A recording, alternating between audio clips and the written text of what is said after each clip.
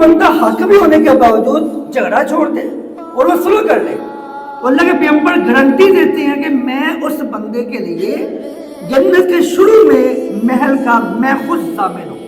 نبی اسلام نے اس حوالے سے ایک بار فرمایا میرے صحابہ من تواضع للہ رفعہ اللہ۔ ہم کہتے ہیں ایک ہی گل میں حق تے ہاں تے میں ڈٹ گیا، میں حق پر میں ڈٹ گیا اور میں کیویں جھک جاواں، میں کیویں پہل کر لوں۔ اللہ کے پیغمبر کیا فرماتے ہیں ان اول الناس باللہ من بدا بالسلام۔ جو بندہ اللہ کی محبت چاہتا ہے، اللہ کا قرب چاہتا ہے، اللہ کے محبوب ترین لوگوں میں شمار ہونا چاہتا ہے، وہ کیا کرے؟ وہ اسلام میں پہل کر کے سلو کر لے، اللہ اس کو دنیا میں اور آخرت میں اپنا قریبی بنا لے گا۔ تھوڑی سی آخر پڑھنی تے ساتھ گرہ مل گیا اللہ پاک دا، قرب گرہ مل گیا اللہ پاک دا۔ پھر دوسری من تواضع اللہ رفع اللہ، جو اللہ کے لیے اس کی محبت میں، اللہ کی محبت میں، میں اکثر کہتا ہوں دیکھیں کہ صحابہ نے اللہ کی محبت میں جانیں قربان کر دی، صحابہ نے اللہ کی محبت میں اپنی اولادیں قربان کی، اپنی جائیدادیں قربان کی۔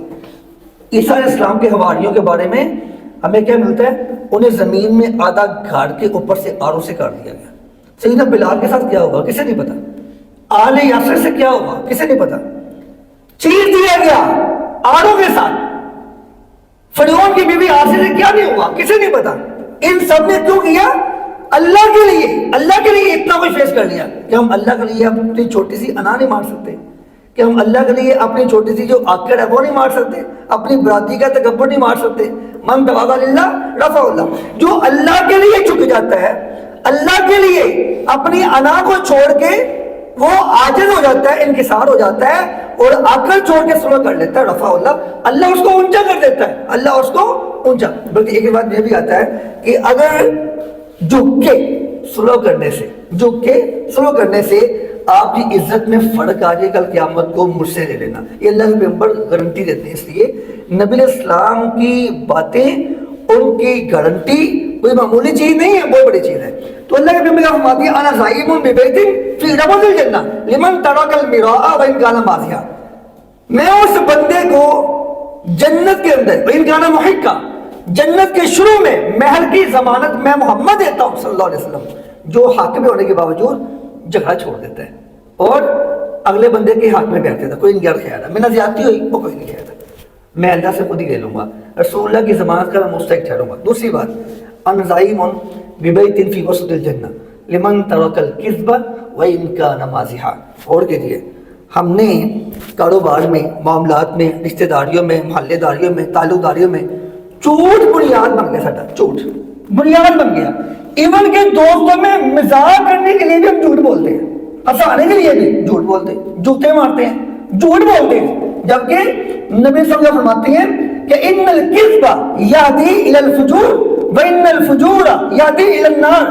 بندہ جھوٹ بولنا شروع کرتا تو کہتا ہے کہڑی گل ہے، جھوٹ ہی مارا جائے، میں نے مزاح کیتا، میں نے شغل لایا، میں نے جھوٹ بولیا، ویسے ہی فرمایا جھوٹ انسان کو برائی کی طرف لے جاتا ہے، اور پھر جھوٹ کے ساتھ برائی کی طرف اتنا بڑھتا ہے، اتنا بڑھتا ہے کہ جھوٹ کے ساتھ اس کے دل سے نیکی کی لذت ختم ہو جاتی ہے، اور قرآن کی محبت، نماز کی محبت، عبادت کی لذت ختم ہو جاتی ہے، اور کیا ہوتا ہے برائیوں کی طرف اس کا دل لگنا شروع ہو جاتا ہے، اس کی تنہائیاں ناپاک ہو جاتی ہیں، اس کی آنکھیں محارم اللہ کی طرف اٹھنا شروع ہو جاتی ہیں، انہوں سمجھ نہیں ہوتی میں کر کے لیا۔ یہ آہستہ آہستہ اللہ کے بغاوتوں کی طرف بڑھتا بڑھتا ان الفجور یہدی الی النار، اتنا گناہ کر بیٹھتا ہے جھوٹ کی وجہ سے، اس کی نحوست کی وجہ سے، یہ جھوٹ اس کو جہنم میں لے جاتا ہے۔ یعنی اسیس معمولی سمجھا جھوٹ نو کوئی گل نہیں ہے۔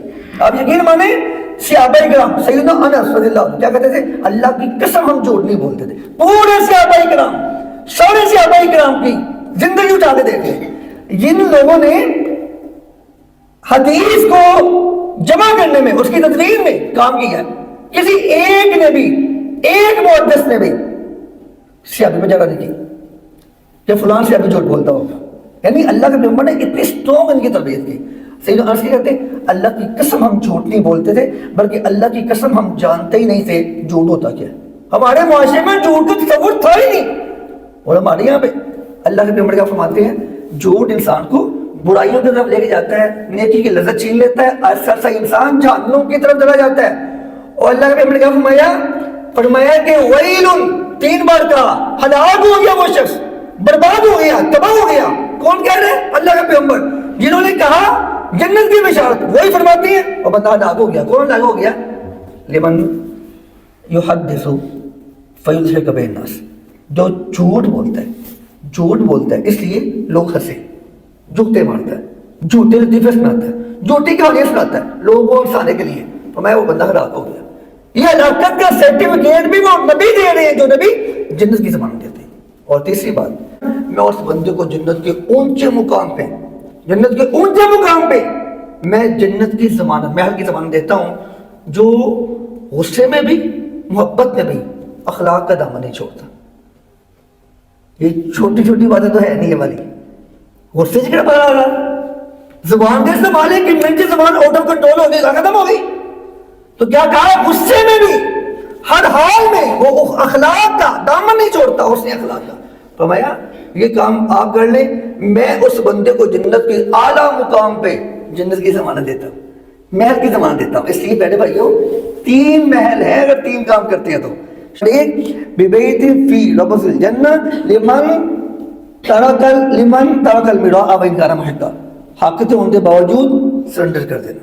نمبر 2 مذاق سے بھی جھوٹ نہیں بولنا. نمبر 3 یا فرمایا میرے سامنے کہ آل الجنہ، جو بندہ اخلاق کا دامن نہیں چھوڑتا. قیامت کے دن سب سے وزنی چیز ہمیں ہمارے میں اخلاق ہے. نماز بھی نہیں ہے، روزہ بھی نہیں، حج بھی نہیں، سب سے وزنی چیز اخلاق ہے.